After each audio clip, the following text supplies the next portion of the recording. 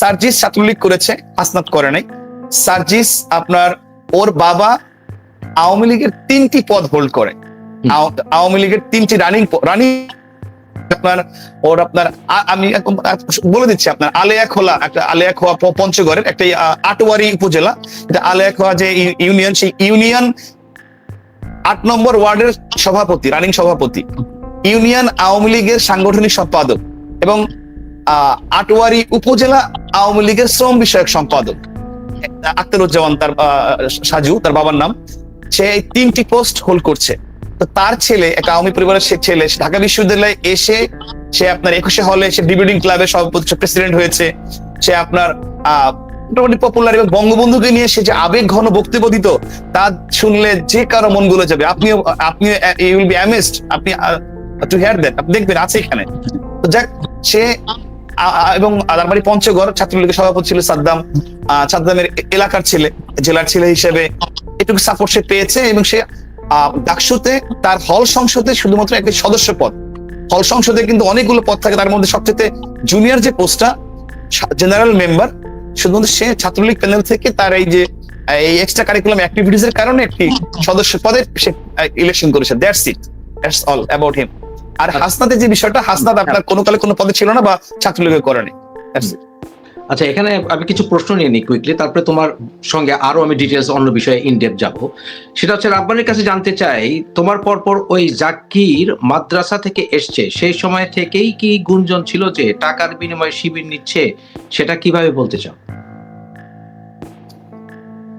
জাকির আমার আগে হয়েছে, তো এটা নিয়ে মন্তব্য করা কত সমীচীন আমি জানি না। আমার পরে হলে আমি বলতে পারতাম, তো আগে হয়েছে। এবং ও, আমি যদি জানি, আমার কলেজ রাজু কলেজ, ও কলেজে কিন্তু রাজু কলেজে পড়েছে, মানে আমার এক ব্যাচ জুনিয়র ছিল কলেজে, তো ওর 5-7 ব্যাচ। তো এর আগে শুনেছি ও মাদ্রাসায় পড়েছে। এখন মাদ্রাসা ব্যাকগ্রাউন্ড আরো অনেকেরই ছিল, অনেকের থাকে, কিন্তু মাদ্রাসায় পড়লে শিবির ইটস নট দ্যাট, এটা আমি মানি না।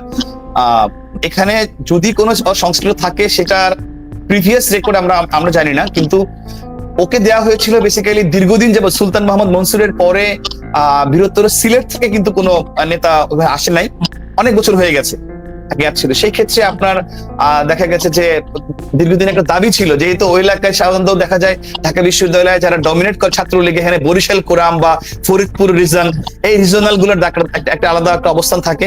সেখানে তুলনামূলক পশ্চাৎপদ হিসেবে সিলেটকে যেন উঠিয়ে আনা যায়, নেত্রী কিন্তু একটা ইতিবাচক ভাবে পজিটিভলি তাকে সুযোগ দিয়েছিল। এবং ও রাষ্ট্রবিজ্ঞানে ফার্স্ট ক্লাস পাওয়া ছিল, জগন্নাথের টিচার হওয়ার কথা ছিল। তো এরকম একটা ভালো স্টুডেন্ট বা ভালো ছিল, দেখতে শুনতে ভালো, সবকিছু মিলে তাকে সিলেটের বৃহত্তর সিলেট থেকে একজন নেতা বানাবে। নেত্রী দেখা সাধারণত এক কাজ করেন, নেতৃত্ব সিলেক্ট করার সময় তিনি দেখেন যে কোন এলাকায় আসলে একটু লেস ডেভেলপড বা রাজনীতির ক্ষেত্রে একটু পিছিয়ে আছে, ওদেরকে সামনে নিয়ে আসা।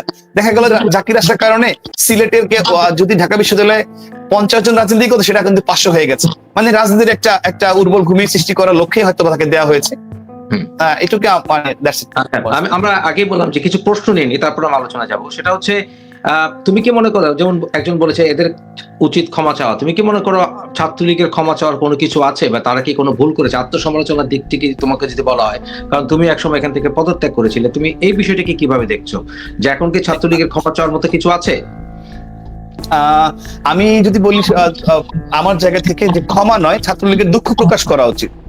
দুঃখ প্রকাশ করার একটা জায়গা আছে। যদি স্পেসিফিক আপনি বলেন যে জুলাই আগস্ট নিয়ে, আমার কনসার্ন হচ্ছে যে ছাত্রলীগ যদি চাইতো বা মানে অ্যাবসলিউটলি চিন্তা করতো সক্রিয়তা বজায় রেখে, যে ছাত্রলীগের প্রথম কাজ হচ্ছে ছাত্রের পাশে থাকা, শিক্ষার্থীর পাশে থাকা। সেখানে দীর্ঘদিন যাবত একটা গণদাবির মতো ছিল কোটা পদ্ধতির যৌক্তিক সংস্কার, সেটা 18 সালে এটা নিয়ে আন্দোলন হয়েছে। আন্দোলনের এক পর্যায়ে কিন্তু আপনার নেত্রী এটাকে একেবারে অ্যাবলিশ করে দিলেন। সেই পরে যখন আবার আদালতের মাধ্যমে সেই কোটা ফিরে আসার সংখ্যা তৈরি হলো, সেই জায়গাতে যখন আন্দোলনের প্রথম স্টেপটা হলো, মানে আমার কথা হচ্ছে যে আন্দোলন কখনোই কোনো শিং মাছ বা কই মাছ না, এটাকে জিয়ায় রাখতে হবে। আন্দোলন হলে এটা বঙ্গবন্ধুর যে আদর্শ যদি আমরা মেনে চলতাম, যে বঙ্গবন্ধু বলছে যদি কেউ ন্যায্য কথা বলে, সে একজন হলেও তার কথা শোনা উচিত, দাবি মানা উচিত। তো ফ্রম দ্য ভেরি ইনস্ট্যান্স যেটা হয়তো ছাত্রলীগের উচিত ছিল প্রথম দিনই যখন আন্দোলন করছে, পাশে গিয়ে সংহতি জানানো, জানিয়ে ওই যারা সমন্বয়ক বলেন অথবা যারা ছিল তখন আন্দোলনের শুরুতে তাদেরকে নিয়ে কোর্টে চলে যাওয়া। যেহেতু আমরা কোর্টকে রেসপেক্ট করি, উচ্চ আদালত, সেখানে ওই 6 জন সমন্বয়ক যারা হয়েছে ওদেরকে নিয়ে ছাত্রলীগ যদি কোর্টে গিয়ে আপনার অ্যাটর্নি জেনারেলের কাছে গিয়ে বলতো যে আমরা শিক্ষার্থীদের পক্ষ থেকে ছাত্রলীগ পক্ষভুক্ত হবে এবং ছাত্রলীগ পক্ষভুক্ত হয়ে সে আপনার সেই দায়িত্বটা নিত, তাহলে কি হতো? কোটা যে সংস্কার হতো, সারা বাংলাদেশ দেখতো বা জানতো যে ছাত্রলীগের তত্ত্বাবধানে, ছাত্রলীগের আইনি সহায়তায়, সাপোর্টে আন্দোলন এইটা সংস্কার হয়েছে, সারা বাংলা ছাত্রলীগ হিরো হইতে পারত। এই সুযোগটা ছাত্রলীগ নষ্ট করেছে, আমি বলবো হেলায় হারিয়েছে।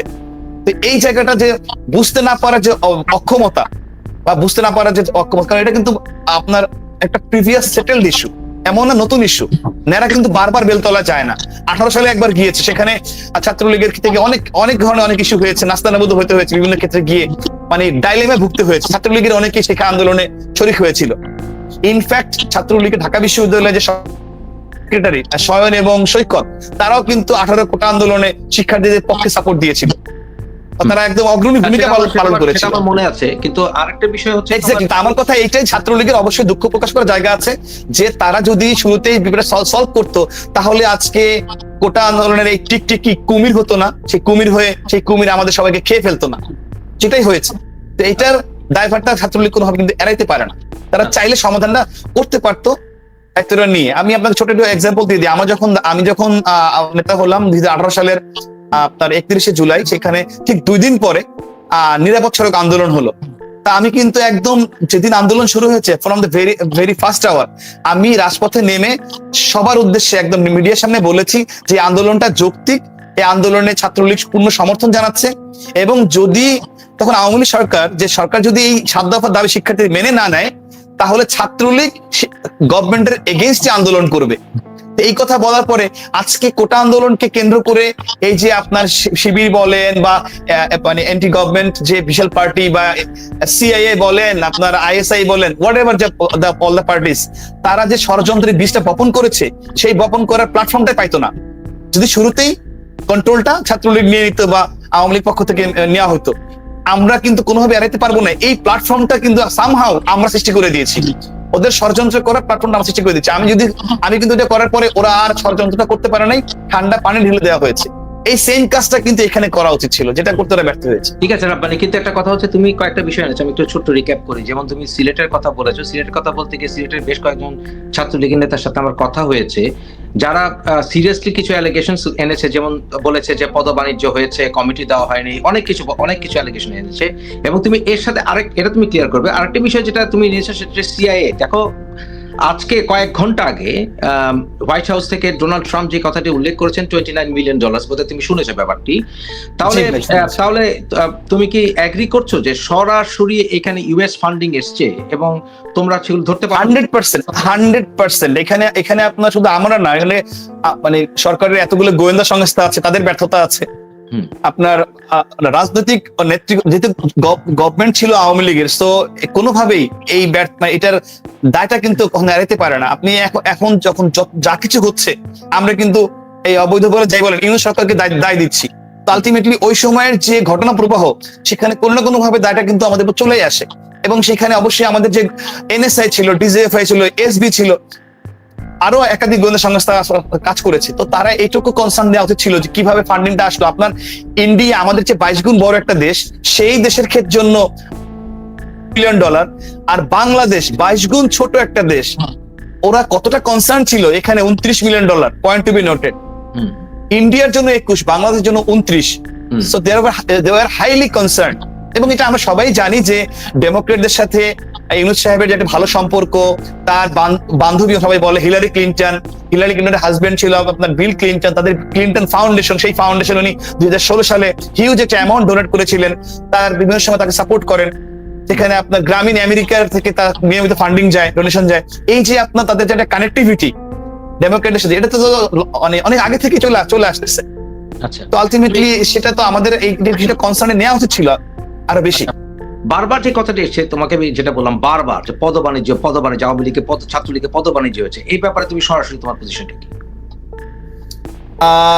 যদি বলি শুধু ছাত্রলীগের কথা, আপনার আমি আমারটাকে বলি যে আমি যখন দায়িত্ব নিয়েছিলাম আমি দেখেছি, শুনেছি, দেখেছি। আমি 4 কমিটি ছাত্রলীগ করেছি, আমি কিন্তু একদম প্রথম দিন টিএসসি দাঁড়িয়ে ওপেন বলেছিলাম যে আজকে পর থেকে বাংলাদেশ ছাত্রলীগে 1 টাকা লেন এবং দেন হবে না, এটা কে ভুলে যাও, যে দিবে এবং যে নিবে উভয়ই আউট হবে। তো আমার জায়গা থেকে আমরা হয়তো কমিটি ভাবে করতে পারিনি, আমরা কেন্দ্রীয় কমিটির পাশাপাশি 2-3টা কমিটি করেছি। তো আমার হাত দিয়ে কোনো পদবাজিত হয়নি, এটা আমি একদম চ্যালেঞ্জ করেই বলতে পারি, উইথ প্রাউডলি বলতে পারি। এবং এটাকে আমাকে কেউ অফার করার সাহসও পায়নি, কারণ আমি সেই সুযোগটা, সেই স্কোপটা দেইনি, কারণ যে করতো তাকে আমি সবার আগে আউট করতাম। তো এটা আমার জায়গা থেকে আমি ক্লিয়ার করলাম। আর আগে পরে অনেক বিষয়গুলো আসছে আমাদের কাছে, হয়েছে, অনেকের নাম ভাঙিয়ে হয়েছে, অনেকের কনসার্নে হয়েছে। এবং শুধু এটা আপনার ছাত্রলীগের বিষয় না, এটা আপনার মানে ইউনিয়ন চেয়ারম্যান থেকে শুরু করে পৌর মেয়র, উপজেলা চেয়ারম্যান, এমপি বলেন, অনেক ক্ষেত্রে অনেক কিছু হয়েছে। এগুলো অনেকেই জানে কারা করেছে, কিভাবে করেছে, মোরাললেস, এটা কিন্তু এক ধরনের ওপেন সিক্রেট। এইগুলা করার কারণেই কিন্তু আজকে আমাদের এই দুর্দশা, সাংগঠনিক মানে দক্ষতা। যে 10 কোটি টাকা খরচ করবে সে তো 50 কোটি টাকা উঠাতে চাইবে, যেটা আমার ইনভেস্ট ছিল সেই ইনভেস্ট আমি উঠাই নেব, জনগণ মরুক যাই হোক। এই বিষয়গুলো কিন্তু হয়েছে, এগুলা মানে অস্বীকার করার কোনো সুযোগ নেই, অনেক জায়গায় হয়েছে, যেটার কারণে তৃণমূলের মনে ক্ষোভ আছে, কষ্ট আছে, হতাশা আছে, যোগ্যরা চান্স পায়নি। আমি আপনাকে ছোট্ট একটা এক্সাম্পল দিই, ছাত্রলীগের কথা সবাই বলে তো, বা আপনি আপনাকে রিয়েলিটি বুঝাই। আমাদের প্রায় 4700 প্লাস হচ্ছে 800 মতো আমাদের ইউনিয়ন রয়েছে। সেখানে আপনার আমাদের ইউনিয়নে যে মনোনয়ন হয়েছিল, কেন্দ্রীয় আওয়ামী লীগ থেকে মনোনয়ন দেওয়া হয়েছে, সেখানে আপনার 6টা মনোনয়ন বোর্ড হয়েছে, আমি যদি কনসার্ন পেয়েছি। তো আপনি যদি একটা বোর্ড হয়েছে 1.5 থেকে 2 ঘন্টা সর্বোচ্চ, মানে ধরেন আমি 2 ঘন্টা ধরলাম কোনো বিরতি ছাড়া, 120 মিনিট। তাহলে 120 মিনিটে আপনি 6 দিয়ে ভাগ করেন, তাহলে 120 মিনিটে কয়টা আপনার ইউনিয়নকে আপনি কভার করতে পারবেন? একটা ইউনিয়নের জন্য 20 সেকেন্ড সময় পাওয়া যায় না, 10 সেকেন্ড 15 সেকেন্ড সময় এসছে বাস্তব যদি ধরি। তাহলে আপনার 10 সেকেন্ড 15 সেকেন্ডে একটা ইউনিয়নে কে যোগ্য না, কার কি অবস্থা, সেটা কি স্ক্রুটিনাইজ করার কোনো সুযোগ আছে? আদৌ সম্ভব? তাহলে আপনার 6টা সিটিংসে আপনি প্রায় 5000 ইউনিয়নের মনোনয়ন দিয়ে দেওয়া হইলো। মানে অবশ্যই এখানে অনেক কিছুই মানে আপনার কেন্দ্রের পক্ষে জানা সম্ভব না যেটা ইউনিয়নে কে যোগ্য কে অযোগ্য।